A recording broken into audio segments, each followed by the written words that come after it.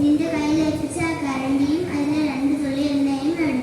അപ്പോഴാണ് അവൻ ആ കരണ്ടിയിൽ ശ്രദ്ധിച്ചത് തന്റെ കയ്യിൽ ആ 2 തുള്ളി എണ്ണ.